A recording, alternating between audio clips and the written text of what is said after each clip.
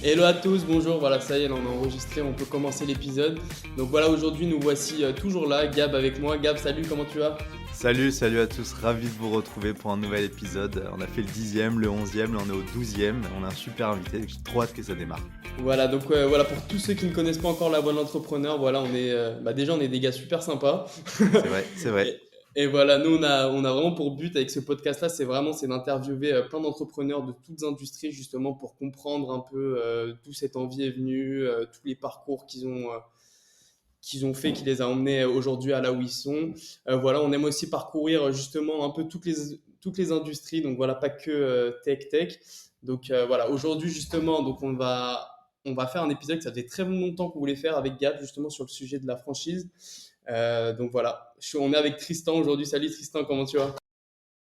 Salut Raphaël, salut Gab, ça va très bien et vous? Bah écoute, nous Trop bien, on est on va ravis de toujours bien, t'avoir hein. ici.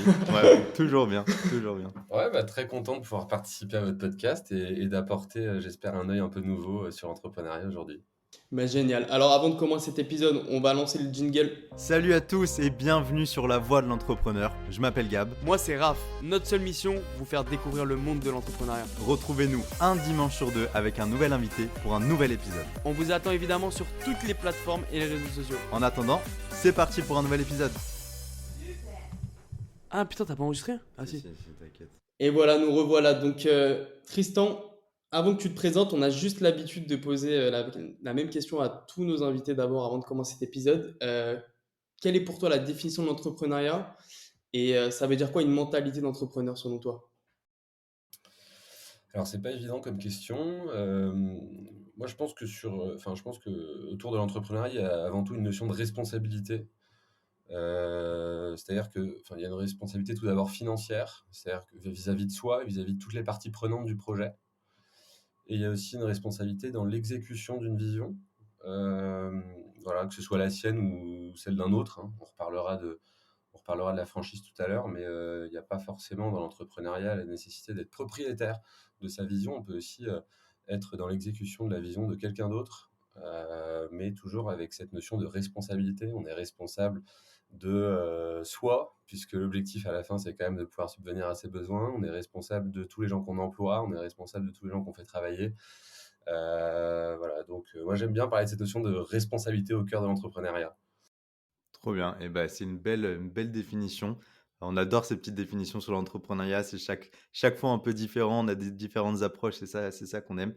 Alors, est-ce que tu voudrais voilà, te présenter rapidement un peu pour nos auditeurs, nous dire un petit peu ce que tu as fait, ce que tu fais, voilà, et les grandes étapes un petit peu de ta jeune carrière entrepreneuriale. Alors avec plaisir, donc je m'appelle Tristan Quélin, j'ai 34 ans.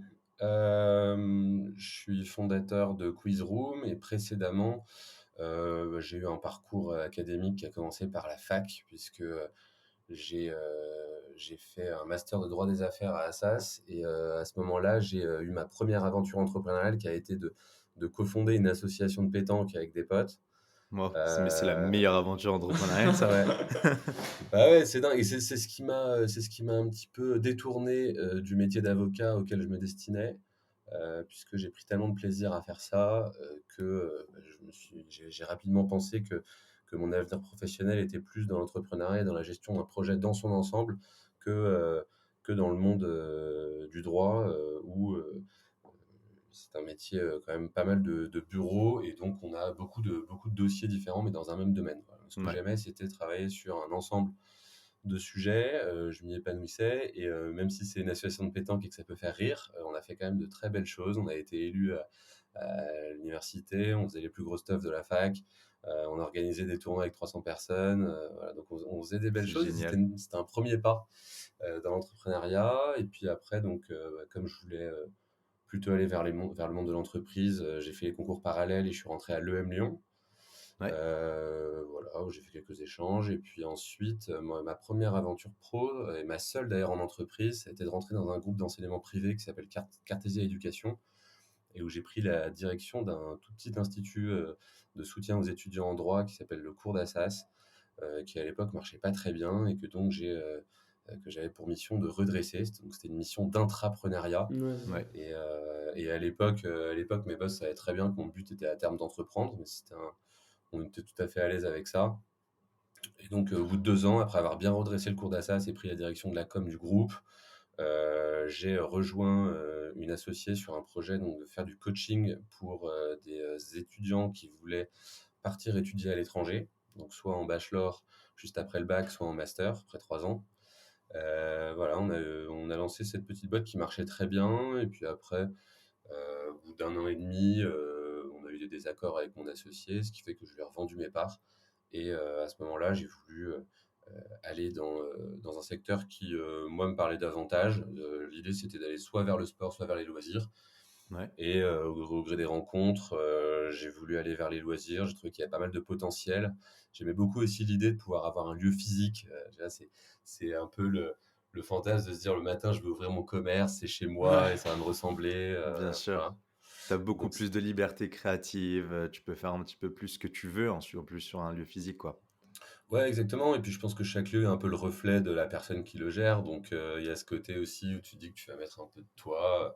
Ouais. Et voilà. Et j'ai réussi à embarquer Charles, mon associé, autour de ce projet. Lui, il était depuis 6 ans chez KissKissBankBank, qui avait été vendu donc à la Banque Postale. Et donc, c'était le bon moment pour lui d'aller faire autre chose. Il avait aussi cette envie de travailler sur un lieu physique. L'avantage, c'est qu'on s'est retrouvés tous les deux autour de cette Alors, envie. c'était un pote à toi ou c'était un gars que tu as Charles, c'était rencontré? un des meilleurs potes de mon frère. D'accord, OK. Donc, mon frère lui a parlé de mon projet au moment où l'idée de Quiz Room a commencé à émerger. Ouais, Et puis on s'est rencontrés. Et ce qui était plutôt un bon signal pour moi, c'est que Charles, il était directeur de la partie projet chez KissKissBankBank. Donc, d'accord. autant vous dire que des projets, il en envoyait un paquet, il en envoyait tous les jours, il envoyait des bons et des moins bons. Mmh. Et le fait qu'il ait flashé sur celui-là, c'était Il quand avait même, un je bon pense, un bon radar, premier quoi. signal. Ouais, Ouais. exactement. Et donc, bah, je l'ai au fur et à mesure extirpé de son travail. Tu l'as Et volé. voilà, je l'ai volé, mais je l'ai volé quand même avec pas mal de bienveillance, puisque aujourd'hui on a comme investisseurs les 3 fondateurs de KissKissBankBank. Donc, Tu as je volé pense toute qu'ils la boîte. ouais. Mais Voilà, donc non, je pense c'est qu'ils trop étaient quand bien. même contents qu'il y ait un nouveau projet pour Charles. Ouais. Euh, Et alors, c'est voilà, et quoi ce donc projet? Est-ce que tu veux nous en dire un peu plus? Quiz Room, c'est quoi? Qu'est-ce que c'est? D'où ça vient? Alors, l'idée de base, en fait, elle vient du fait que les loisirs immersifs se développent pas mal en France depuis 2013 et l'arrivée des escape games. Ouais. Et donc moi, à ce moment-là, je voulais pas ouvrir un énième escape game ou ouvrir un karaoké. Enfin, je voulais pas ouvrir quelque chose qui existait. Mmh. Je pensais qu'il y avait des choses à imaginer. Et à ce moment-là, j'ai pensé à une immersion en plateau télé. Je me suis dit, en fait, ça pourrait être vachement sympa de faire un plateau télé avec tes potes. Est-ce que c'est parce que tu es fan de Jean-Luc Reichmann ou pas du tout? Alors, je suis fan de regarder des conneries à la télé, mais je suis pas fan de Jean-Luc Reichmann. OK. OK. Voilà, donc, non, mais c'est vrai que cela dit, c'est une très bonne question parce que ça m'a aidé évidemment à arriver à cette idée de regarder pas mal de trucs à la télé. Ouais. J'ai pas honte de le dire, hein, de temps en temps, c'est vrai que les gens du bureau se moquent un peu de moi quand je leur explique que je regarde les replays de la Starac. Mais Ah oui, quand tu parlais de conneries, maintenant je ouais. Mais oui, oui, donc l'idée est venue de là. Et puis en fait, ça, je pense qu'on est dans un podcast entrepreneurial, donc je pense que c'est important de dire que l'idée ne vaut pas grand-chose, mais l'important, c'est la façon dont on l'exécute. Et en fait, l'idée de dire on va faire une immersion en plateau télé, à ce moment-là, on n'a pas dit grand-chose. L'idée, c'est. Donc, il a fallu créer cette expérience. Au début, on a pensé à prendre des licences d'émissions télé existantes. La seule chose, c'est que la plupart des émissions télé existantes, elles sont basées sur les éliminations. Ouais. C'est-à-dire que bah, y a un champion et puis il revient le lendemain, et donc ça fait monter les audiences puisque le champion il commence à gagner beaucoup d'argent et donc les gens s'y attachent, etc. Ouais. Nous, on pouvait pas faire ça parce que forcément, si tu viens et que tu payes 25 €, t'as pas forcément envie de te faire éliminer au bout de 5 minutes. Ouais. Et donc, on a pensé plutôt à développer une expérience singulière donc avec notre propre gameplay, mais avec tous les codes de la télé. Donc, c'est pour ça que quand tu viens chez Quizroom, en fait, tu retrouves les codes de la télé, tu retrouves des pupitres, des buzzers, des shows lumineux, le jeu il est animé en voix off, tu vois les classements directs, il y a des manches avec de la rapidité, des manches sans rapidité. Voilà, il y a tout un tas de codes que tu reconnais. Si tu vois d'ailleurs si tu regardes l'univers de notre salle visuel, tu peux quand même voir un petit peu des choses de qui veut gagner des millions, du maillon faible. D'accord. Et après, en termes de jeu, nous, ce qu'on a voulu, c'est avoir un ADN hyper accessible, fun, convivial. Mmh. Pourquoi? Parce que notre grande crainte du début, c'était que ça ressemble un peu au Trivial Pursuit, que ce soit trop dur et que les gens s'emmerdent. Ouais.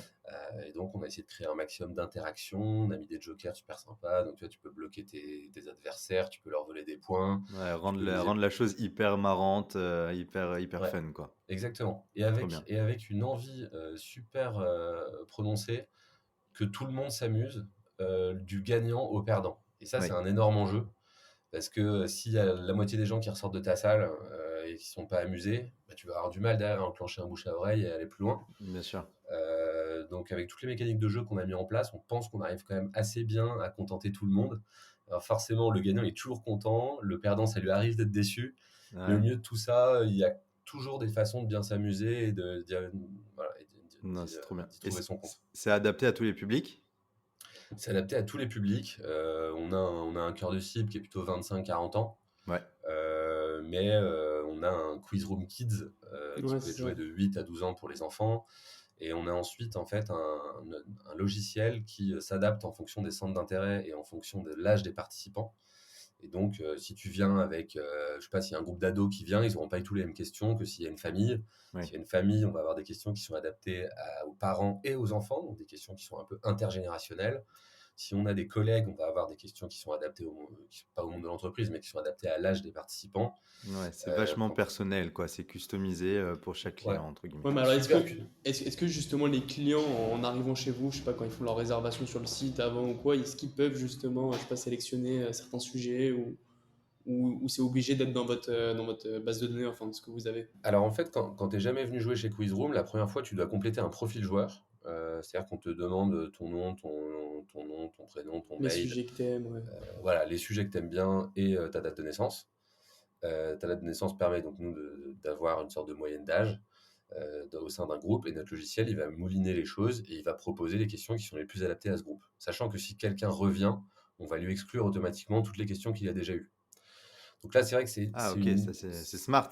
C'est très smart. ouais, bah, en fait, c'est une énorme force du logiciel, parce que si tu Ouais. prends un jeu de plateau, nous on adore les jeux de plateau aussi, hein, on a d'ailleurs créé un jeu qui s'appelle Chichou Pois Chiche et qui est distribué à la Fnac et partout. OK, trop Mais, bien. l'énorme avantage d'avoir une techno, c'est qu'on est capable d'adapter en fonction du public. Et Ouais. là où c'est très important aussi, c'est qu'au niveau marketing, bah, on est capable d'avoir une satisfaction client qui est maximale par rapport à toutes les cibles. Mmh. Si on proposait les mêmes questions aux ados et aux entreprises, bah forcément, il y aurait de la friction, il y aurait des clients, des typologies de clients qui seraient mal adressés. Bien sûr. Donc ça, Et on c'est n'a ce plus qui envie de nous revenir. permet. Voilà. OK, trop bien. Alors avant, tout ça, les beaux lieux et cetera, maintenant vous êtes dans plusieurs pays, on en parlera un petit peu après. C'est des lieux qui sont trop beaux, le site est trop bien fait, je trouve que ça représente bien en plus, l'ambiance que vous voulez mettre. Mais Merci, alors hein. Je féliciterai Titiana qui s'occupe du marketing. et bah, franchement chapeau. J'adore les petits boutons qui représentent un peu des buzzers quand on passe la C'est souris ça. dessus. Enfin, il y a des Mm. petits détails qui font vraiment toute la Mais différence. justement, tout ça, et même le logiciel que vous avez fait, tout ça, ça a été développé en interne ou vous êtes passé par des agences, des... Alors écoute, au tout début, quand on a lancé le premier lieu à Paris, on a commencé par travailler avec un freelance, un développeur freelance qui nous a développé la V1 du jeu, qui l'a fait évoluer au fur et à mesure, hein, puisque quand on a ouvert, on avait une version suffisante, mais pas aboutie du jeu. Et puis progressivement, on a internalisé, et le déclic pour internaliser, c'est le jour où on a commencé à franchiser. Parce que le jour où on a commencé à avoir des franchisés, on s'est dit que le risque d'avoir la tech externalisée était trop important, puisque si le développeur n'était pas dispo au moment où il Ouais, pouvait y t'es avoir un mort. bug ou un problème, on allait se retrouver en défaut. Voilà, donc c'est le jour où on a franchisé qu'on a internalisé. Aujourd'hui, on a une équipe de 5 devs qui OK. développent des jeux et qui développent aussi des outils de business intelligence pour le compte du réseau. Ça, si vous voulez, on pourra en reparler. En live data, en plus, je suppose qu'il y a tout le temps des nouvelles choses des nouvelles questions qui se mettent en route et cetera, non? Tout à fait. Et alors ça, c'est encore une autre équipe. On a une équipe OK. contenu où on a 2 personnes et qui s'occupe de renouveler les questions, renouveler les extraits de blind test, créer des Ouais. quiz thématiques, et aujourd'hui qui s'occupe aussi de l'adaptation locale pour nos pays étrangers, puisque Ouais. forcément les questions ne sont pas les mêmes dans tous les pays. Et donc elle gère le projet d'adaptation de nos contenus. Attends, c'est le meilleur métier du monde. Ouais, C'est le meilleur complètement. métier du monde.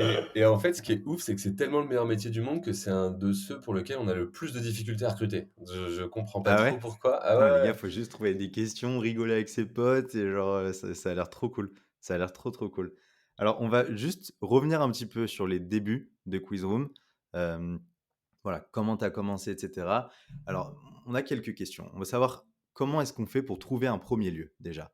C'est pas évident. Est-ce qu'on se pose sur Paris? Est-ce qu'on se met Paris intramuros? Est-ce qu'on va plutôt dans les campagnes, loin de la compétition, plus proche? Voilà, comment est-ce qu'on fait pour trouver un premier lieu? Comment est-ce qu'on fait pour recruter aussi au départ? Voilà, comment la machine se met en route?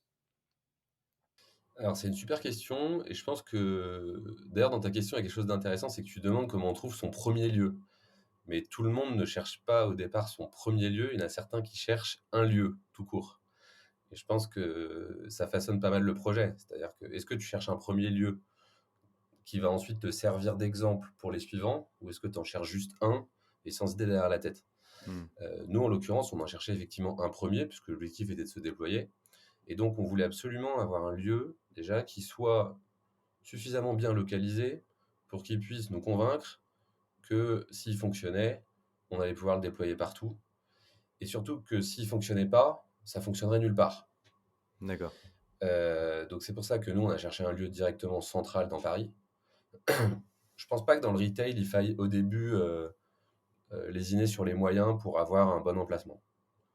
Nous, un bon emplacement, c'est pas comme dans la restauration où tu vas devoir payer très cher en fonds de commerce pour pouvoir acquérir un emplacement numéro un dans une rue passante Bah, oui, bien sûr. où il y a de l'activité.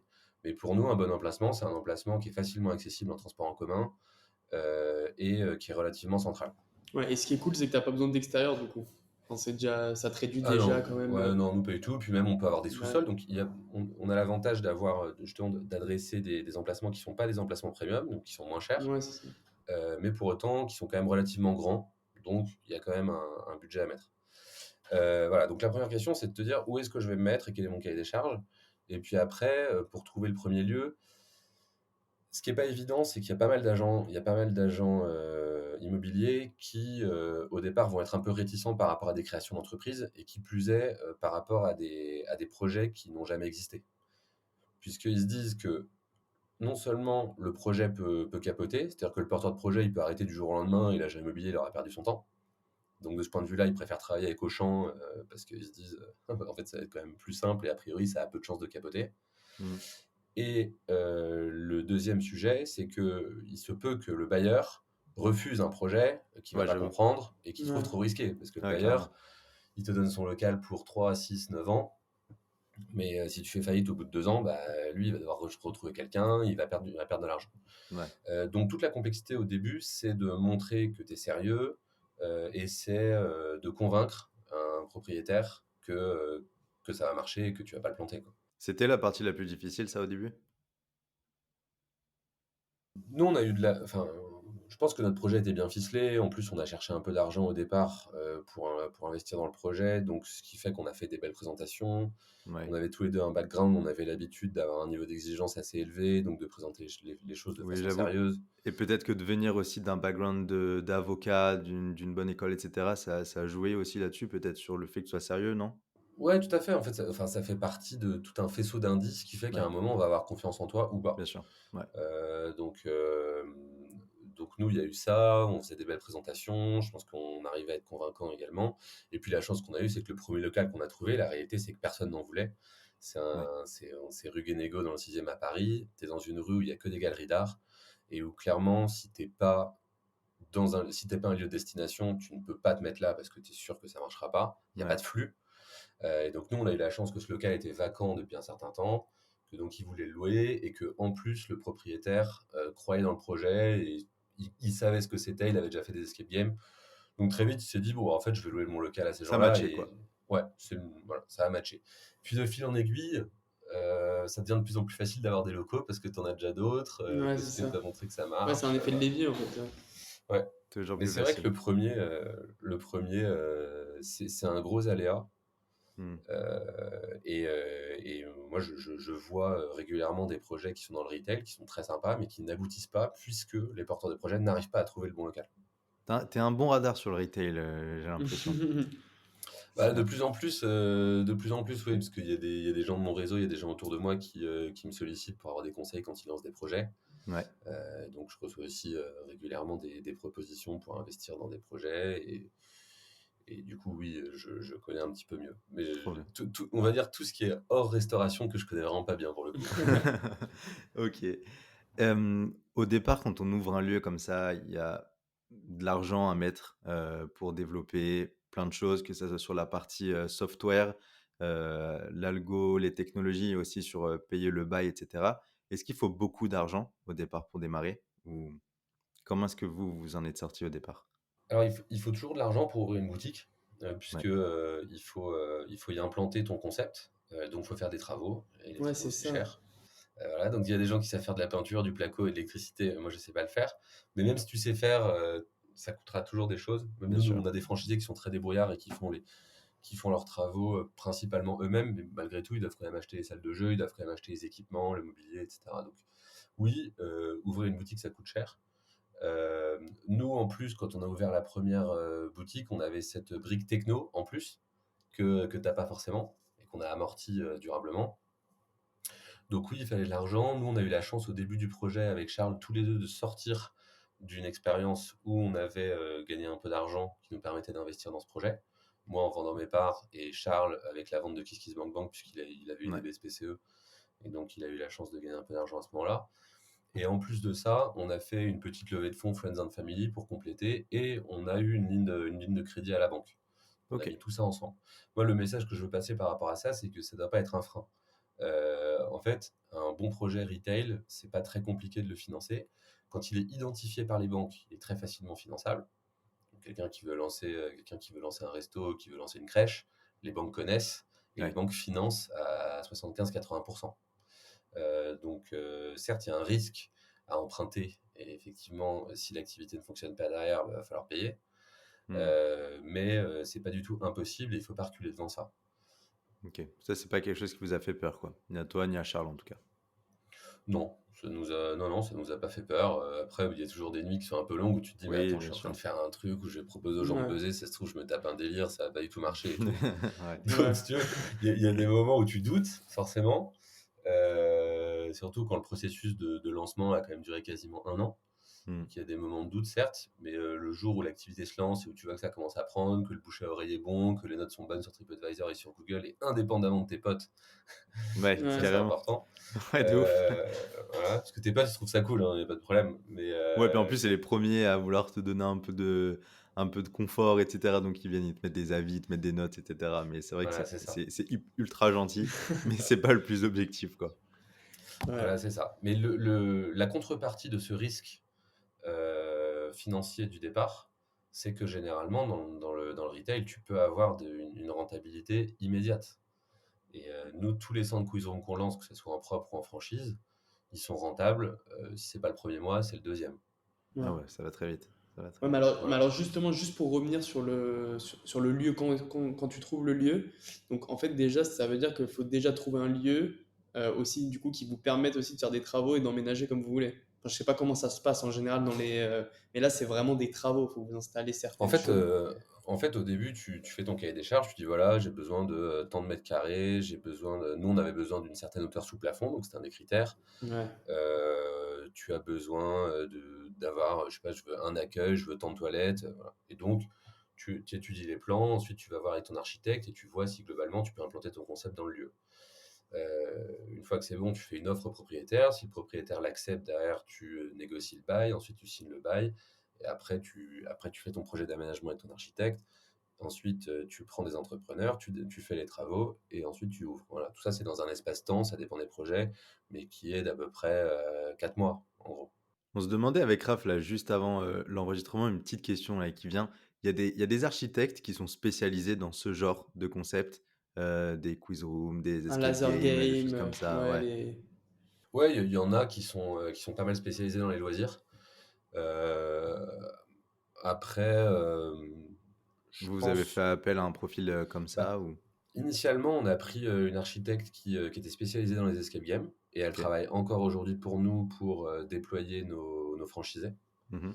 Euh, mais il y a plein d'architectes qui ne sont pas spécialisés, qui peuvent être très bons là-dedans. Ouais. Par la suite, d'ailleurs, on a fait travailler une autre agence pour revoir notre concept retail, puisque entre le concept retail qu'on a lancé au tout début et celui qu'il y a aujourd'hui, il y a un monde, parce qu'on a voulu revisiter un petit peu l'expérience client, on a voulu l'allonger, proposer aux gens de rester plus longtemps dans nos centres pour les fidéliser à la marque. Ouais. Et donc là, on a pris une autre agence, mais qui était plutôt une agence spécialisée dans le fait de faire vivre les marques dans des lieux retail. C'est une agence qui s'appelle La Belle Expérience, qui a une super réputation à Paris.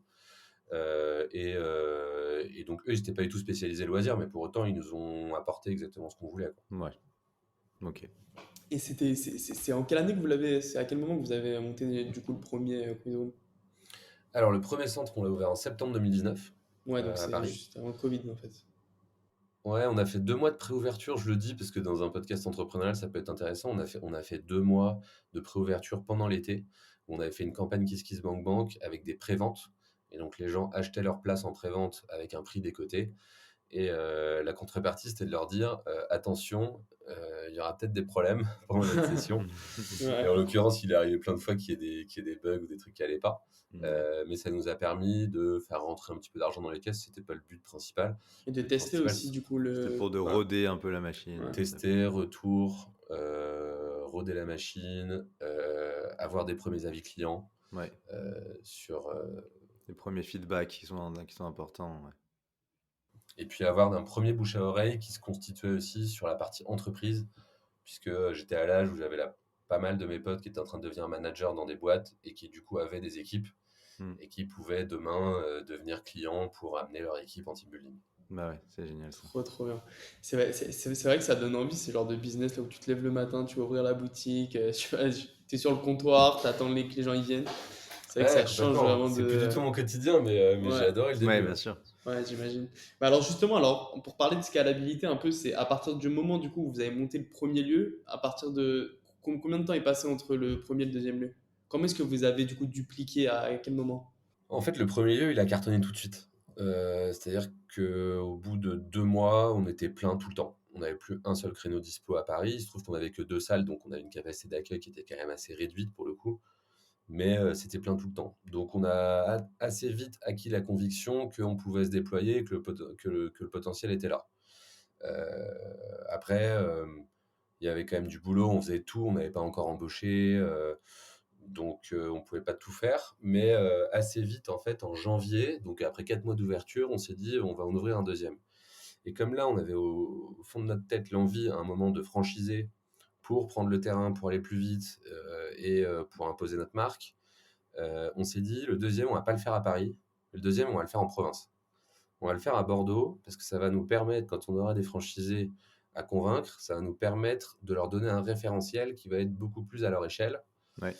et donc d'être plus crédible et de leur dire si ça marche à Bordeaux en l'occurrence, on pense que ça peut marcher chez vous. Et je pense que ça a été un bon choix puisque ça a vraiment crédibilisé notre démarche et on s'apercevait qu'à chaque fois que les gens nous demandaient des chiffres, ils nous demandaient les chiffres de Bordeaux parce qu'en fait, ils se foutaient réellement de connaître les chiffres qu'on faisait à Ouais, Paris. C'était bah, pas, Bien sûr, c'est pas comparable. voilà, c'était pas comparable. Donc on a choisi de faire Bordeaux. Bon, il se trouve qu'il y a eu le confinement, donc du coup, on avait obtenu l'emprunt, mais finalement, ça a été décalé. Hmm. Et donc on a fini par ouvrir Bordeaux entre les deux confinements. On a ouvert un mois, puis ensuite on a refermé, vraiment l'enfer. Ouais. Et pendant le confinement, on a lancé la franchise, donc plus vite que prévu. Donc pour le coup, on n'avait pas encore les chiffres de Bordeaux, même si c'était notre Ouais. intention, on n'avait pas encore ouvert.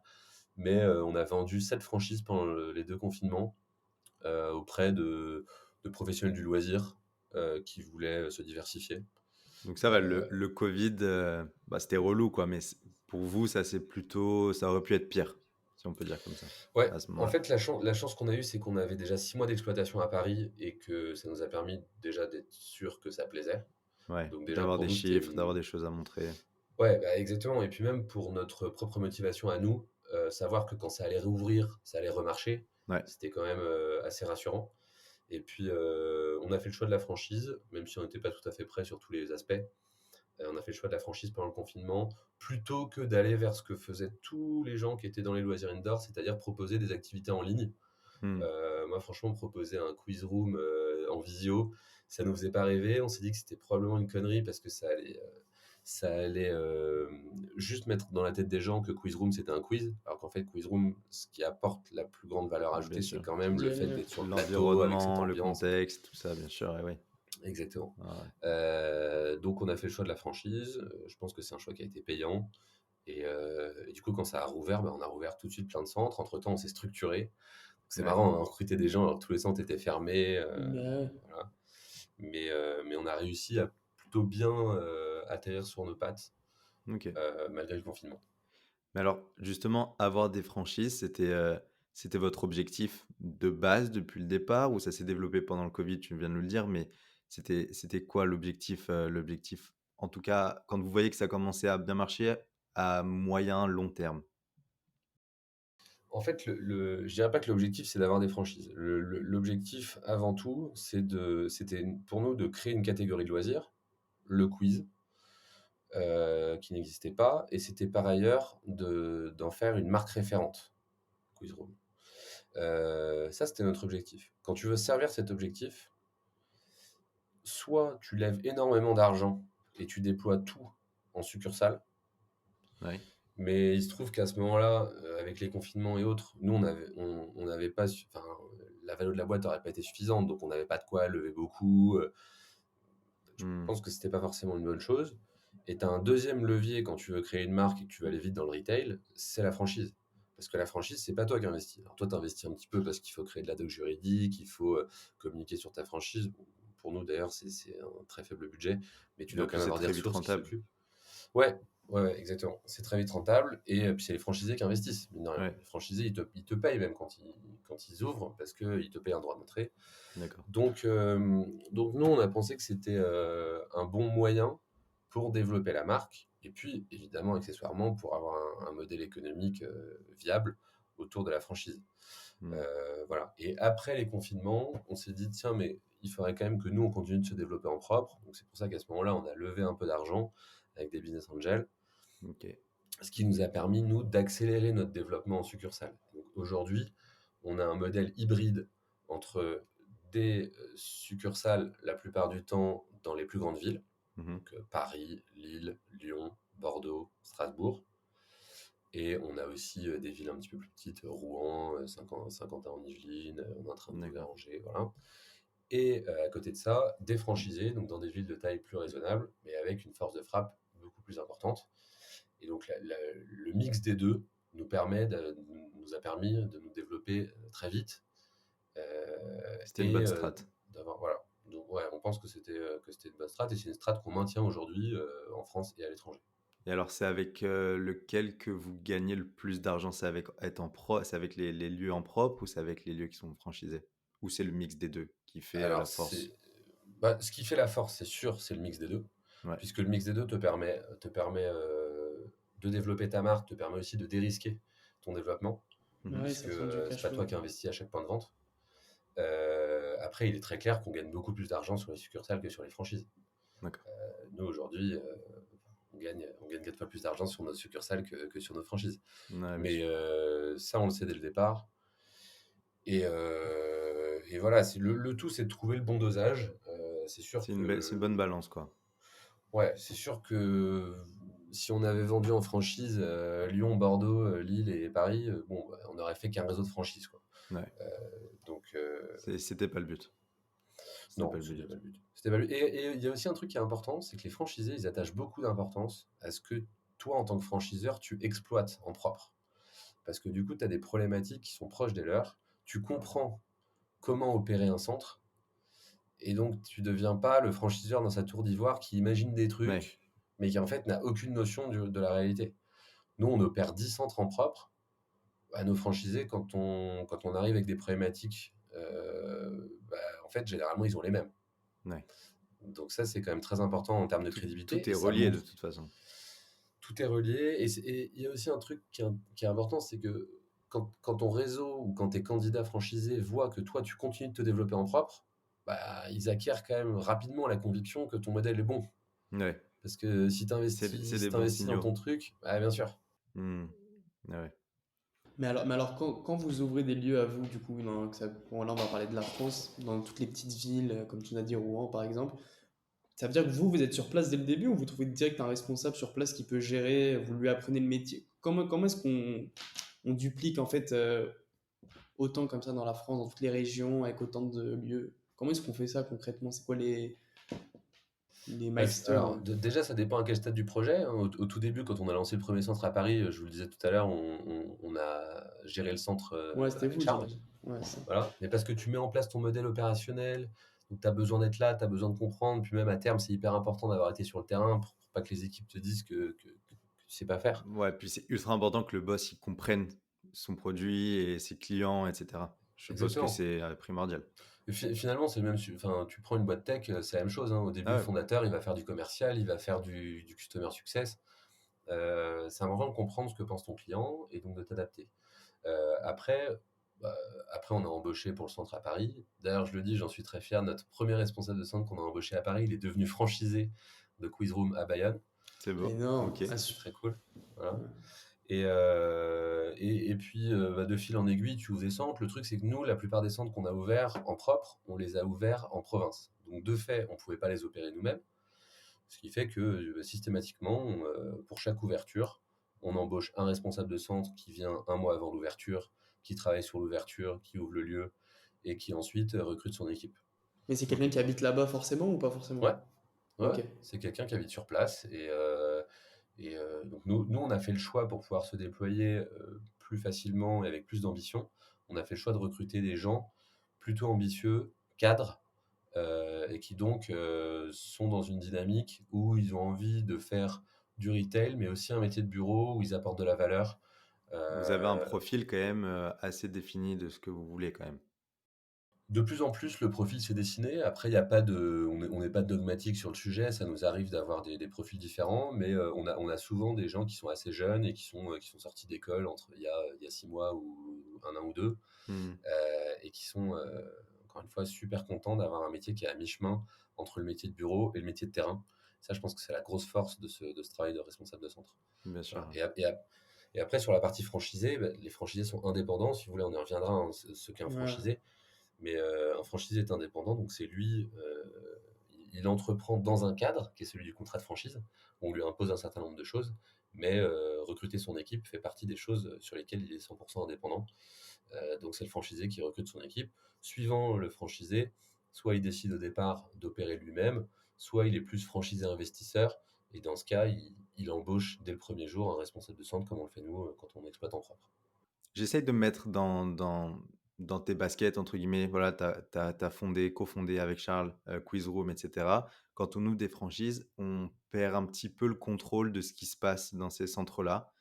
Euh, Moi, à titre personnel, je sais que je suis quelqu'un qui aime bien tout contrôler. Donc, je me dis, OK, j'ouvre un premier centre, deux premiers centres, trois centres. Je commence un petit peu, voilà, je peux à peu près contrôler tout ce qui se passe. C'est impossible de contrôler. Je ne sais plus exactement en tête combien de centres vous avez dans le monde parce que vous êtes dans plusieurs pays. Vous êtes à combien de centres d'ailleurs? On, on en a là 55 ouverts et on va en avoir à peu près 80 d'ici la fin d'année, quoi. Ouais. Donc, c'est évidemment impossible de pouvoir contrôler 80 centres. Est-ce que c'est une tâche qui a été compliquée pour vous? Rien que de se dire, voilà, je veux être sûr que les clients ils aient l'expérience que moi j'ai imaginée, que ça soit avec le personnel, que ça soit avec ce qui se passe, le service, etc. Alors tu touches du doigt un sujet qui est super important. Et en effet, je pense que quand on se lance en franchise, il faut avoir conscience qu'on va laisser son concept entre les mains d'autres personnes. Euh, le lâcher prise, il vient au fur et à mesure. C'est-à-dire qu'à un moment donné, il s'impose à toi. Au début, évidemment, tu as envie que tout soit parfait. Donc, chaque accueil de client est impeccable. C'est toi qui le fais. Tu mets une énergie de dingue parce que c'est ta Ouais, boîte. Voilà. Au fur et à mesure, bah, tu embauches quelqu'un. Au début, cette personne, tu la surencadres. Du coup, bah, tu arrives à quelque chose qui est quasiment le reflet de ce que tu souhaites. mmh, Et puis, au fur et à mesure, bah, en effet, tu as de plus en plus de points de vente. Et donc là, tu peux plus maîtriser. Donc la seule chose que tu peux faire, c'est former les gens le mieux possible, mettre en place des process les plus efficaces possibles et mettre en place des process de contrôle de temps en temps. Mais ouais, malgré tout, tu n'es pas là tous les jours, tu n'es pas là tout le temps, les bien gens ont une sûr. personnalité différente. Et ça, tu l'acceptes. Après, Nous, on a la chance en fait d'avoir un produit qui est automatisé. Et donc, du coup, aujourd'hui, on a une expérience client, en tout cas dans la salle. La partie de l'expérience client qui se Ouais, passe dans la salle, elle est c'est la strictement même, identique absolument partout. bien Donc sûr. ça, c'est OK. dingue, tu vois. Tu prends même un resto de burger, bah, en fait, ça se trouve, le gars qui va te faire ton burger, il va mettre un cornichon de trop, ou ça se trouve, il va mettre le steak de travers. Il peut y avoir quelques Donc différences dans l'expérience, ouais, c'est ça. voilà, exactement. Tu as toujours un petit aléa d'exécution. Alors Mmh. que nous, l'avantage, c'est que où que ce soit dans le monde, on a une expérience quiz room qui est absolument identique. OK. Aujourd'hui, si tu regardes nos avis sur Google et sur TripAdvisor, c'est dingue. On a, sur nos centres, il n'y a pas un centre qui a moins de 4,7 sur 5 sur Google, sur des Ah, centaines d'avis. bah, Et déjà ça, c'est... félicitations pour ça, parce que c'est Ouais, Ouais, déjà, merci. ouais, et puis de c'est ouf. c'est un monde de requins un peu les avis Google et cetera, Ouais, et puis donc tu as quand même pas mal de gens qui mettent des avis que quand ils sont pas contents. ouais, Donc, c'est ça surtout, ouais, bien sûr. donc voilà, mais ça, nous, en fait, forcément, la qualité de l'expérience de jeu, elle a une importance Mmh. prépondérante là-dedans. Le delta, en fait, entre un 4,5 et un 5, c'est au final la personnalité du franchisé ou les gens qui sont dans le centre. Est-ce qu'ils sont bons, est-ce qu'ils sont moins bons? OK. Voilà. Nous, on a même des centres où les mecs sont à 5,0. Waouh. Tu vois. Ah, T'es ouais. là, les stars, quoi. Et les Ouais, mecs, ils ont 400 avis et c'est 5,0 les avis. Tu vois. c'est ouf. Donc, euh, donc, tout ça pour dire que nous, le lâcher prise, il a été quand même rendu un peu plus facile par cet élément-là. Le fait que l'expérience de jeu, elle est quand même assez homogène. Mais malgré tout, on y est ultra attaché. On fait en sorte que nos franchisés soient le mieux formés possible, le mieux accompagnés possible pour garder le même niveau. Mais je pense qu'il faut accepter à un moment que tu peux pas être at scale, tu peux pas être dans un niveau d'exécution qui est 100% celui que tu souhaites. Ouais, c'est Mais ça. déjà, s'il est à 90, bah, tu peux estimer que c'est une grande réussite. Ouais, Ouais. ouais, carrément. Mais tu fais quand même des réunions avec avec tous les chefs de lieu, en fait, avec tous les responsables que tu as trouvés. Je parle pas forcément, pas des franchises, mais vos lieux à vous. Bien sûr, Comment bien est-ce que sûr. tu... Alors moi, j'ai un directeur opérationnel qui s'appelle Cyril et qui s'occupe donc de manager tous les responsables de centre. On a des référents maintenant qui gèrent même plusieurs points de vente. Et après, il te faut un Euh, report. ouais, voilà. Donc, alors c'est vrai que la façon dont tu t'adresses des employés n'est pas exactement la même que celle avec laquelle tu t'adresses à des franchisés. Ouais. C'est pour ça qu'on a deux équipes distinctes. Mais à la fin, l'objectif est le même, hein. L'objectif, c'est que les standards soient respectés, c'est que la performance commerciale soit au rendez-vous, et que la marque, globalement, réussisse à bien vivre. Mmh, ouais, bien sûr, bien sûr. Il y a un petit point que je voudrais aborder, tu m'excuseras Raph parce qu'on n'en a pas parlé avant, mais c'est un truc que j'ai remarqué que tu relèves, assez, fréquemment lors de cet échange, c'est les avis Google, les avis TripAdvisor qui sont, heu, qui sont aujourd'hui consultés par pratiquement beaucoup de monde, en tout cas avant d'aller, que ça soit dans un resto, dans un lieu, dans voilà, dans du loisir et cetera. À quel point c'est important pour vous, ces avis-là?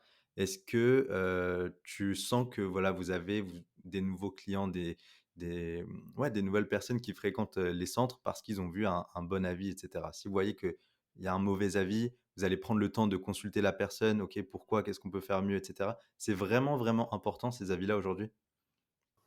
Alors oui, c'est très important. Il y a pas mal de gens qui les regardent avant de réserver en ligne une Ouais, activité. Donc c'est très important. Nous, on a aligné un peu les intérêts de tout le monde vis-à-vis de ça, hein. On fait des challenges entre les franchisés sur les avis. On incentive ce qu'on appelle nos quizmasters. Donc c'est les gens qui accueillent la plupart des parties le soir et le week-end.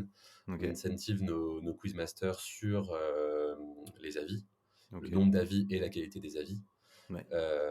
Donc on est très focalisé là-dessus. On est focalisé là-dessus parce qu'en fait, ça n'est que positif d'avoir beaucoup d'avis. Ça aide en SEO, ça rassure les gens, voilà.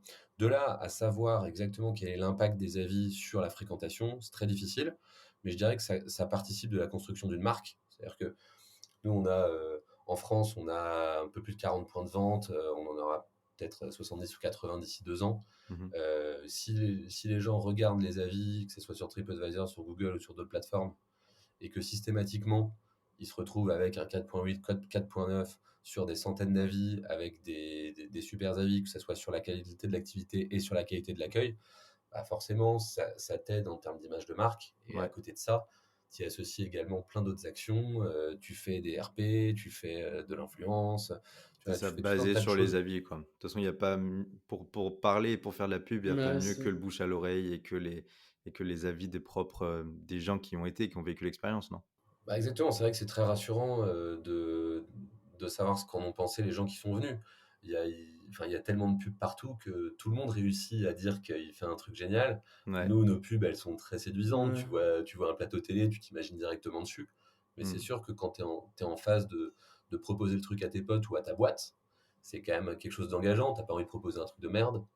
Et bah, tu vas aller te rassurer en regardant les avis. Je pense que c'est assez naturel et Bien ça sûr. devient courant. Mais qu'est-ce qui motive les gens en fait de... Enfin, je sais pas, quand vous allez dans un lieu, dans un truc de loisir, vous commentez, parce que moi je ne le fais pas. Et je me demande quelqu'un qui va venir du coup avec ses Toi, amis. t'es un mauvais client, Raph. Ouais, je crois que je suis un mauvais client en fait, tout simplement. Non, mais sérieux, enfin, qu'est-ce qui motive les gens après avoir fini leur truc, d'aller prendre le temps et d'aller vous chercher, d'aller mettre un like, ou de mettre une note ou...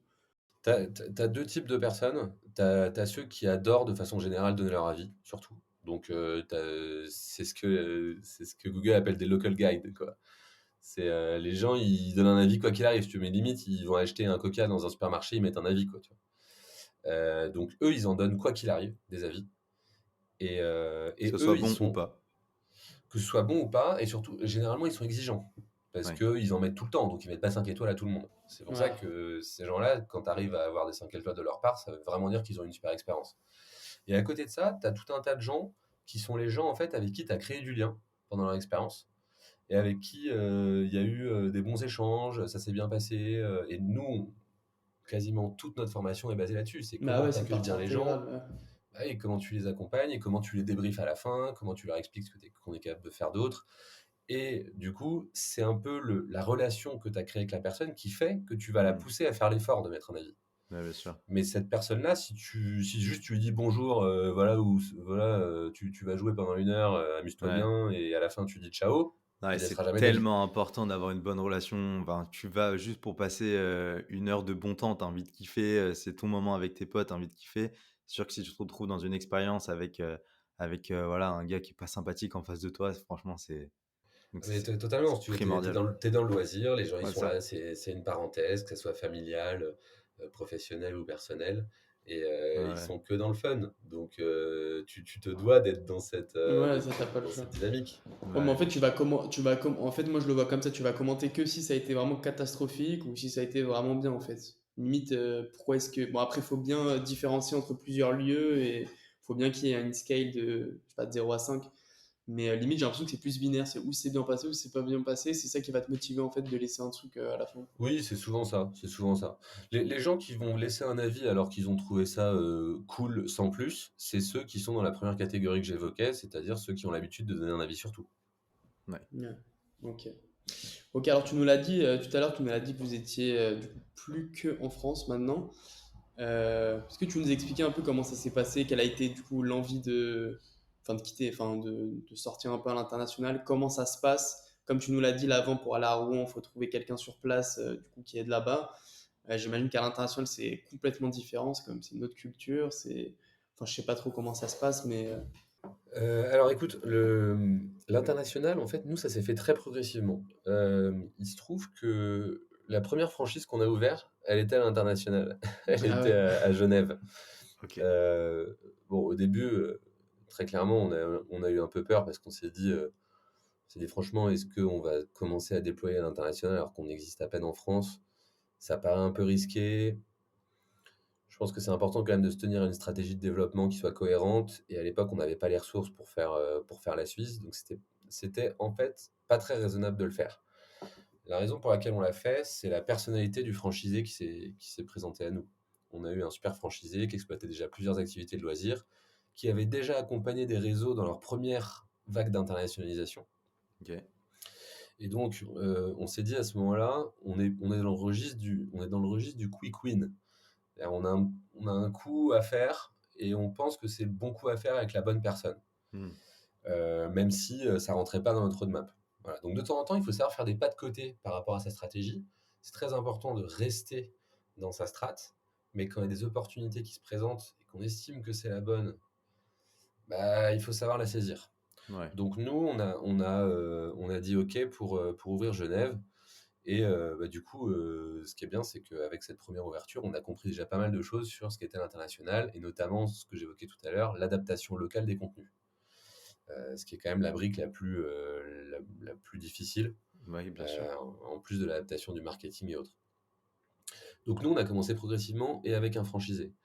L'avantage de la Suisse, c'est que tu es quand même dans un pays francophone, tu es proche de la France, et nous, c'était en vrai pas très compliqué de le faire. Ensuite, on a continué avec la Belgique, encore en franchise, la Belgique francophone. Ouais. Donc, on restait avec un jeu en français à titre principal et avec un jeu en anglais existant, mais qui servait que quand on a des publics internationaux, qui restait à la marge. Voilà, donc pendant assez longtemps, on est resté juste avec ces franchises-là, qui étaient donc assez proches de la France et qui exploitaient en français. Ensuite, on a eu l'opportunité d'ouvrir en Australie. On a un franchisé qui nous a contactés, qui exploitait des activités de loisirs qu'on connaissait, notamment Virtual Room, dont je connais le fondateur. Et Virtual Room nous a recommandé, et le franchisé australien nous dit, voilà, j'aimerais ouvrir en Australie, j'aimerais en ouvrir plein en Australie. Il se trouve que là encore, c'était la bonne personne, il avait déjà ouvert plusieurs activités, il l'avait déployé partout en Australie, donc on s'est dit, si c'est pas lui, ça se trouve, ce sera jamais personne. Et par ailleurs, et ça c'était le critère principal, on s'est dit, l'Australie, c'est une bonne façon de mettre un pied dans le monde anglo-saxon. On va ouvrir un premier pays anglo-saxon, on va comprendre des choses et on va Ouais. pouvoir conclure si demain ça marchera au UK, si demain ça a des chances de marcher aux US, etc. Et donc c'est pour ça qu'on a dit OK. À ce moment-là, on était un peu plus structuré, donc Ouais, parce c'était que là, c'est quand même complètement différent de la Belgique et de la Suisse, là. Ouais, c'est vrai. complètement différent. À l'autre bout du monde, tu Complètement peux pas faire des différent. allers-retours comme ça en plus.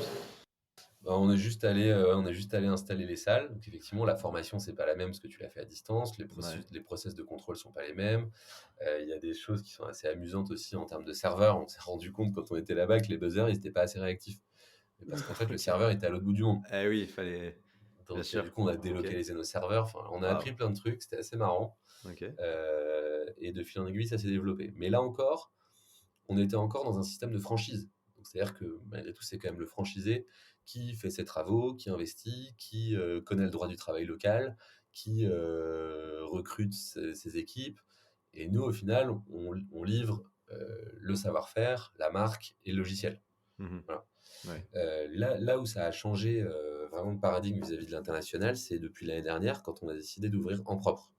Donc là, l'année dernière, on a ouvert à Bruxelles en propre. Non propre. Ok.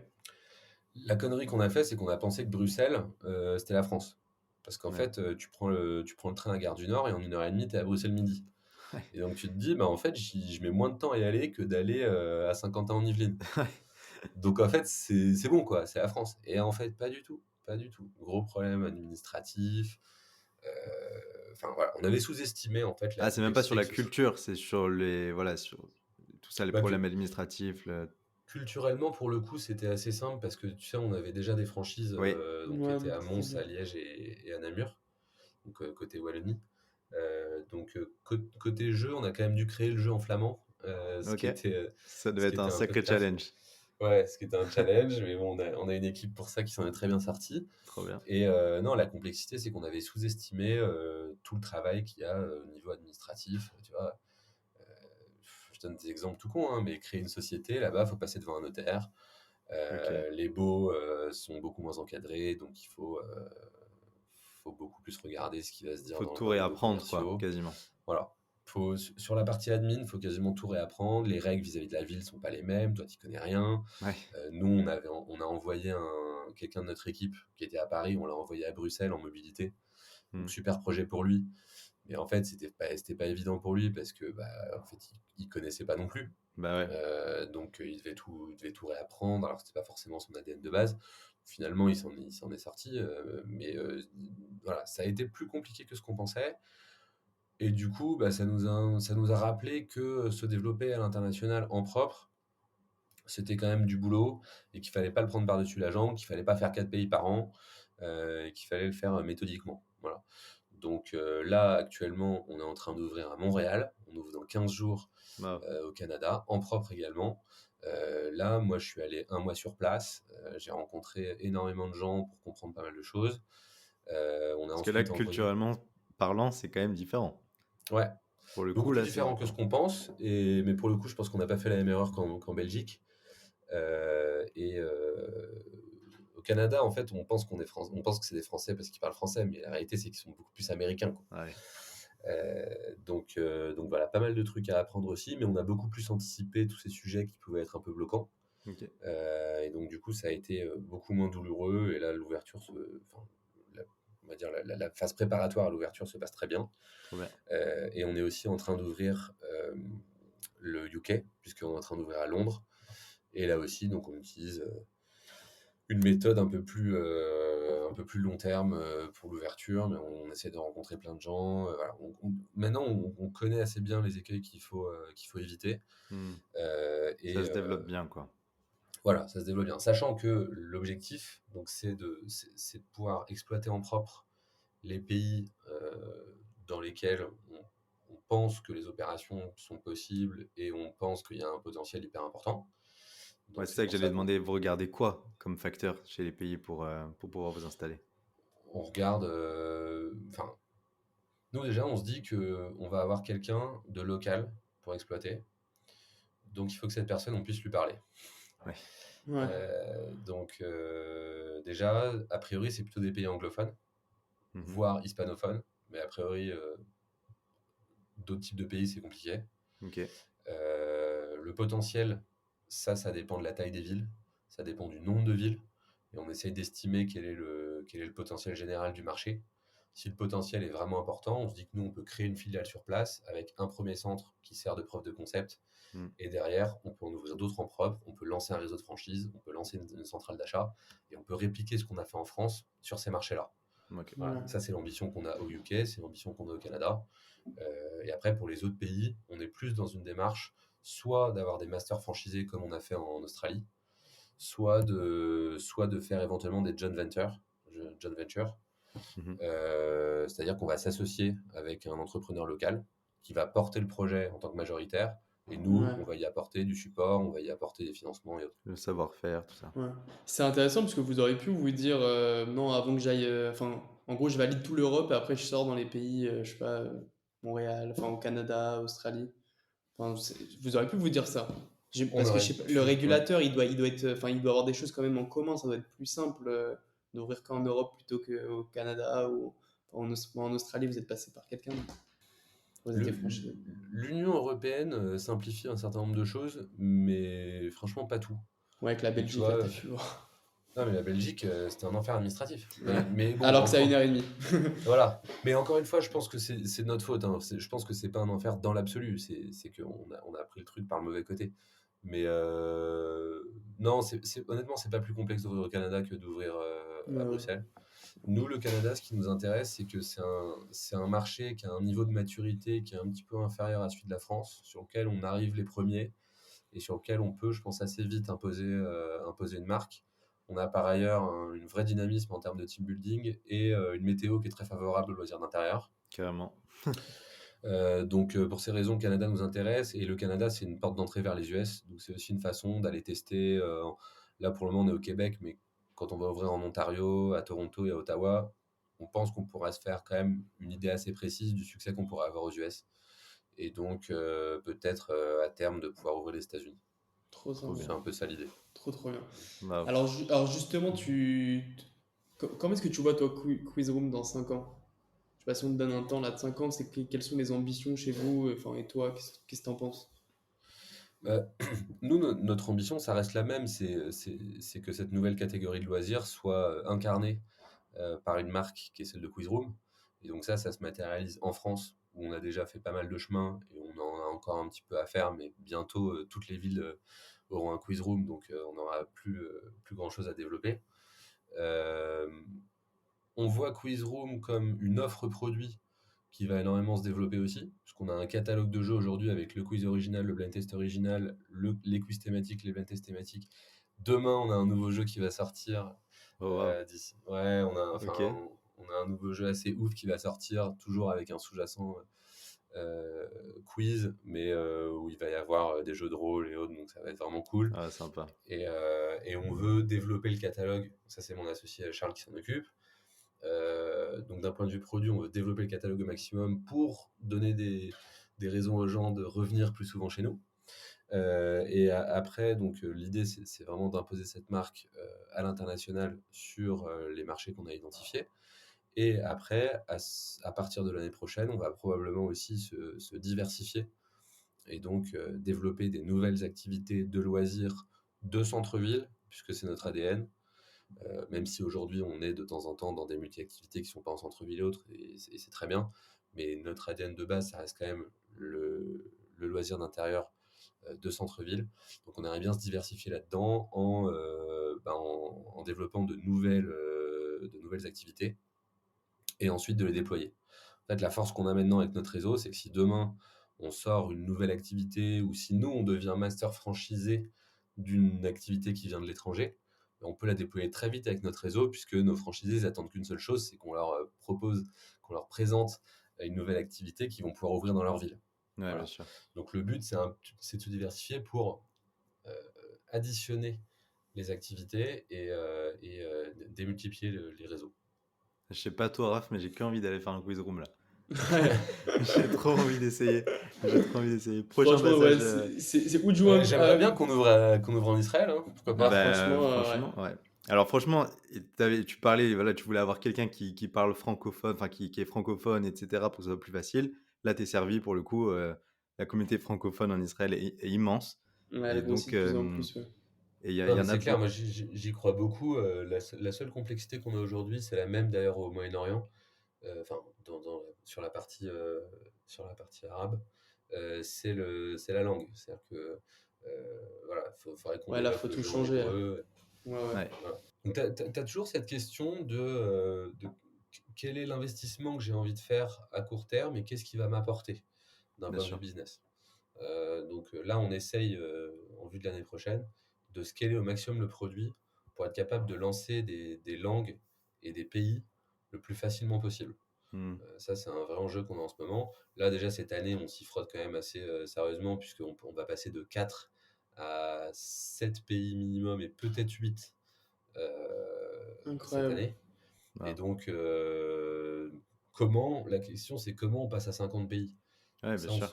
on se le demande. Il Et y a le un jour où step entre 7, 8, 10 pays et passer à 50, non? Ouais, mais en fait, le step, c'est la scalabilité du produit.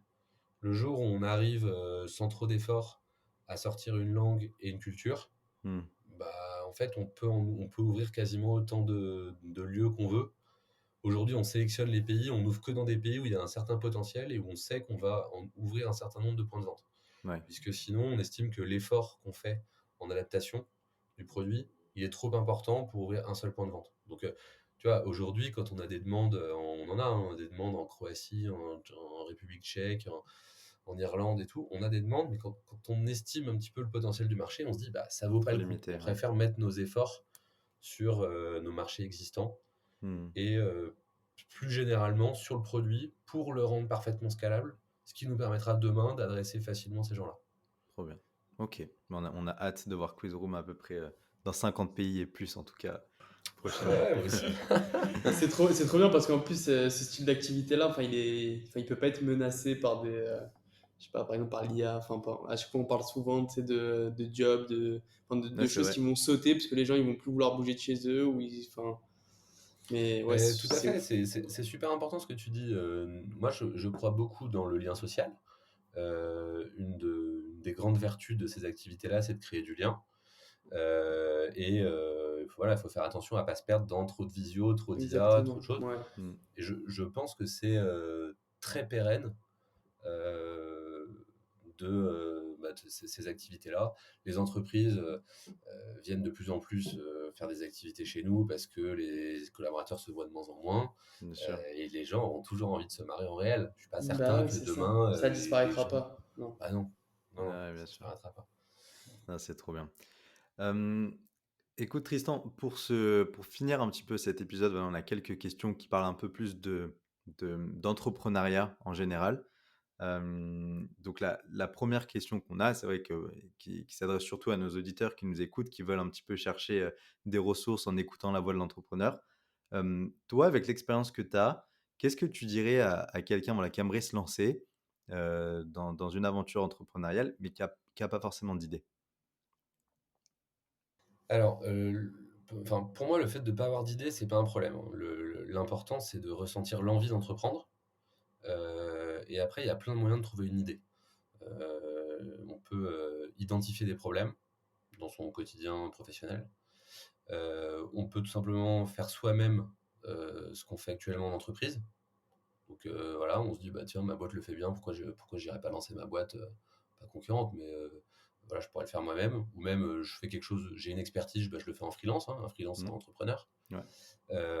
On n'a pas d'idée, on va prendre une franchise. Je pense que je suis bien placé pour le dire. Ouais. Moi, j'ai énormément de gens dans mon réseau qui sont des primo-entrepreneurs avec la franchise. C'est la première fois qu'ils entreprennent et ça devient des entrepreneurs de ouf, quoi. J'ai des gars dans mon réseau, ils ont commencé à 24 ans, ils sortaient d'école et ils ont fait leur première franchise Quiz Room. Aujourd'hui, ils ont 3 points de vente. Il y a des Ouais. gens qui se sont développés dans plein de réseaux différents. Enfin, il y a des entrepreneurs incroyables dans la franchise, des Mmh. multi ou des pluri-franchisés. Et ces gens-là, pour autant, n'ont jamais eu l'idée. Et la seule conviction qu'ils avaient, c'est qu'ils voulaient entreprendre. Mais Ouais. ils avaient des fonds, eux, à la base? Ou ils Bah, ont il faut dû. toujours un petit peu de fond, quoi. Ouais, Mais c'est ça. ça, c'est bien que tu poses la question parce que je pense que c'est un faux frein. C'est-à-dire que, bon, je pense qu'après quelques années d'expérience professionnelle, tout le monde est capable d'avoir 20 ou 30 000 euros de côté. Tu vois, je pense pas délirer en pensant que si les gens font un petit peu attention, ils peuvent mettre de côté un petit peu d'argent pour ça. Et s'il y a besoin de plus pour ouvrir une franchise, il y a 1000 façons de le faire. Il y a des prêts d'honneur, il y a de la PPI, il y a évidemment des emprunts traditionnels. Il y a plein de gens autour de vous qu'il faut solliciter et qui attendent qu'une chose, c'est de vous filer un coup de main. Vos parents, ils peuvent vous faire des avances sur succession. En fait, des façons de se financer, il y en a 1000. Mmh. Nous, on a rarement vu des projets ne pas aboutir parce qu'il y avait un problème de financement. Ouais. Et enfin, ceux qui n'ont pas abouti, c'est quand tout de suite le franchisé nous a dit bah, j'ai zéro. Et effectivement, c'était à zéro, bon, c'est compliqué. Mais nous, l'apport pour un quiz room, c'est à peu près 40 000. Bah, ceux qui ont 20 000, ils arrivent toujours à trouver les 20 000 supplémentaires. Voilà. Ouais, c'est important de le Donc, dire. Faut pas que ce soit un ouais, frein, ouais. quoi. Attention à l'autocensure là-dessus. Et puis, le jeu en vaut tellement la chandelle. Nous, enfin, nos franchisés, on a la chance qu'aujourd'hui, ils marchent tous bien. Nos franchisés, ils s'épanouissent dans ce qu'ils font. Ils sont très heureux de gérer leur entreprise. Et pour la plupart, ils gagnent très, très bien leur vie. Ouais. Donc, leur next step, c'est j'ouvre autre chose. Et voilà, ça devient des entrepreneurs au fur et à mesure. Ouais, bien sûr. Et pour finir, bah, s'ils n'ont pas d'idée, euh, oui, bah, tu peux aussi t'associer à quelqu'un qui a une idée. Ouais. Ouais. C'est con, hein, mais il y a plein de gens qui ont des idées. Donc, bah, juste parle à des gens qui ont des idées, partage, et puis peut-être ça deviendra la tienne. Bah, ouais.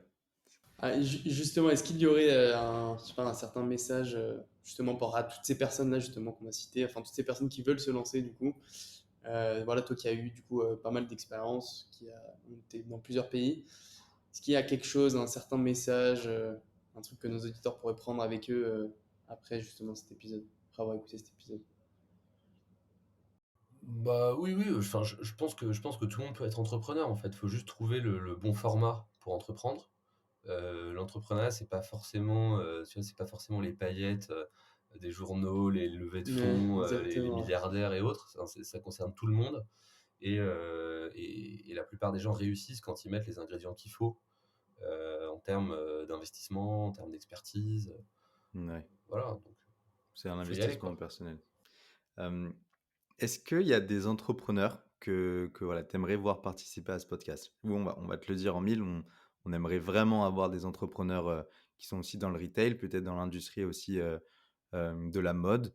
Est-ce qu'il y a des personnes, des amis, des gens que tu connais ou que tu connais pas, mais que tu as entendu parler, que tu aimerais, voilà, voir participer à la voie de l'entrepreneur? Écoute, moi, je t'avoue que je voue pas particulièrement de culte aux entrepreneurs, donc je suis pas, voilà, Ouais, ça me fait pas particulièrement rêver, tu vois, mais peu importe. Moi, il y a quelqu'un qui m'a pas mal inspiré, et je suis pas certain d'ailleurs qu'il soit conscient qu'il m'ait inspiré, donc c'est pour ça que je vais le mentionner. OK. C'est Florian Grill. Florian Grill, c'est quelqu'un que j'ai connu en fait quand j'ai entraîné l'équipe de rugby de Boulogne, les jeunes, Ok. puisqu'il il s'occupait de l'équipe en tant que bénévole dirigeant parce que son fils était dans l'équipe. Et Florian, à l'époque, j'ai eu mes premières discussions autour de l'entrepreneuriat avec lui, puisqu'il avait lancé une agence média en sortant d'école, une grosse agence média aujourd'hui qui s'appelle CoSpirit Mediatrack, qui est une agence qui fait 200 personnes, qui est assez stylée.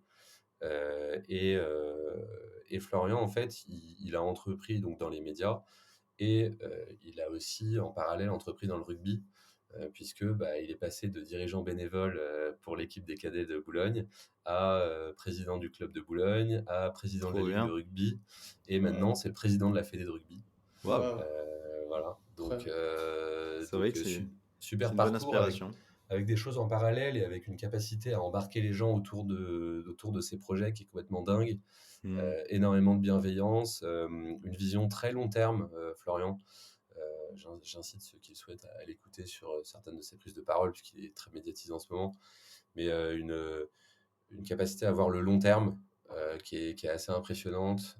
Tu vois, c'est quelqu'un qui dit qu'il faut jamais regarder les quarters, mais qu'il faut regarder les années, qu'il faut prendre le temps, que le monde associatif l'a énormément inspiré Ouais. pour le monde de l'entreprise, beaucoup plus que l'inverse, en apprenant en fait à s'appuyer beaucoup plus sur les gens, sur l'humain et Et moins sur le sur temps long, l'argent. et moins sur l'argent. Ouais. Exactement. Voilà, donc très inspirant, Florian. Ok. Je sais pas si. Ce serait ouf qu'il l'écoute. Je lui enverrai. Je lui Ouais. enverrai. Et puis, si ça l'intéresse, pourquoi pas. Avec grand plaisir. Trop, Il trop vous bien. écrit. Et s'il pouvait venir à votre micro, ce serait ouf. Voilà. Bah ouais. Moi, ce que j'aime bien, c'est aussi que les gens se rappellent que les meilleurs entrepreneurs, c'est pas forcément ceux dont on entend le plus parler. Ouais. Je pense. Alors, quand je vous ai expliqué mon parcours, je vous ai parlé de la boîte dans laquelle j'ai été salarié au tout début Hmm. de ma carrière pro, qui s'appelle Cartésia Éducation. Elle a été fondée et dirigée par deux personnes que j'adore, qui s'appellent Emery et Benjamin. Et eux, c'est des entrepreneurs incroyables. Ils en sont à leur troisième session. Et ils sont inconnus. Ils sont très contents d'être inconnus. Oh là là, Ouais, bien sûr. ils ont jamais fait de médias, rien. Ils s'en foutent complètement. Et pourtant, c'est des immenses stars. Ouais. Et voilà, je trouve ça bien de rappeler que les stars sont pas que les gens qui sont médiatisés, qu'on voit à la télé, Ah ouais, carrément. mais qu'il y a des entrepreneurs de dingue que personne ne voit et qui Carrément. pourtant Et font des c'est trucs de ouf. souvent les meilleurs. Ouais, Et c'est ouais, souvent les meilleurs. Ouais, bah c'est surtout, en vrai, Gab, c'est surtout ces gens-là qu'on essaye, qu'on aimerait avoir passé sur nos micros parce que, pas du coup, en fait, il y a tellement de podcasts sur l'entrepreneuriat aujourd'hui, on a l'impression tout le temps de voir aussi les mêmes, qui ont les mêmes parcours, qui ont levé des fonds, qui ont vendu, Ouais, qui exactement. maintenant, ils ont monté leur VC. Et en fait, non, enfin, ils On a envie représentent d'avoir quelque vraiment chose une d'un toute peu plus minorité, ouais, ça. authentique, un peu plus, ouais, un peu plus original. Exactement. ouais. Bah, c'est cool si vous pourriez prendre un petit peu ce virage. Ouais, Ouais, c'est trop bien. Bah, c'est ce J'hésiterai qu'on a pas envie de si je faire. pense à des gens à vous les envoyer. Voilà. avec grand plaisir. Ça Merci. serait trop cool. Et voilà. Et la dernière question qu'on aime poser, bon, voilà, c'est ouvert. Si tu pouvais poser une question à un entrepreneur ou pas, vraiment à Ouais, n'importe une qui, personnalité qui est peut-être inaccessible, ouais. ouais, qui ce serait et quelle question tu aimerais lui poser? Ça peut être vraiment n'importe qui. Ça peut être genre toi plus petit, tu vois. Genre, Je crois que je demanderais à Zizou s'il pense qu'il nous a fait perdre la finale en 2006. Parce que moi, je pense que non. Mais je suis assez esseulé sur le sujet. ok. Et j'aimerais bien avoir son avis, parce qu'on lui a jamais vraiment demandé. Voilà. Ouais, c'est vrai. Trop Magnifique. bien, génial. Trop bien, merci beaucoup Tristan pour cet épisode, c'était un plaisir. Dis-moi, j'ai une petite question. Est-ce que si on vient dans un des quiz rooms et qu'on dit qu'on vient de la part de la voix de l'entrepreneur, on a un super joker en plus? Alors, je vais avoir plus de facilité à vous donner un code promo qu'à vous faire un joker en plus. Trop bien. Ok, Ouais, ça ça va serait trop aussi. cool. Ça serait génial, Voilà. ça serait génial. On fait quoi? Juste sur le site Ouais, pour une démo? on peut faire un 10%, Bah, on peut faire génial. un 10% de réduction avec le code, je sais pas, LVDLE? euh, voilà, Trop bien. LVDLE. Eh bah, génial. Eh 10% bah, sur tous nos 10% sur centres les en crédits. France. En France, ouais, bien sûr. Ouais, bah, si on est écouté en Australie, on sera bien content. Mais ouais, trop bien. Eh ben génial. Merci, merci infiniment Tristan. C'était génial d'avoir parlé de tout ça. Bah, c'était Euh, super, merci à tous les deux pour l'accueil, merci d'avoir pensé à moi pour ce podcast, puis j'espère que ça en inspirera certains.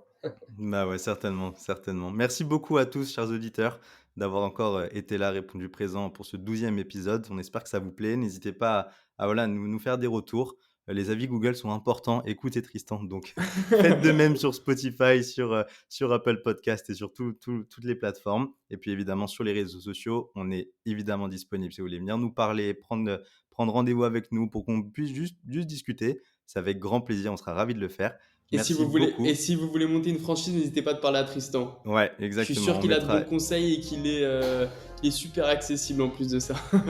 Ouais, Ça, avec grand plaisir, je le fais tout le temps. Voilà. génial. Et ben on mettra son petit lien LinkedIn, comme ça vous pourrez le contacter directement. Merci beaucoup. On se retrouve dans 2 dimanches pour un nouvel épisode, évidemment avec un nouvel entrepreneur et plein de nouvelles histoires passionnantes pour vous aider, pour nous aider et pour voilà, en apprendre encore plus sur l'entrepreneuriat. Merci à tous. À bientôt. Salut, salut.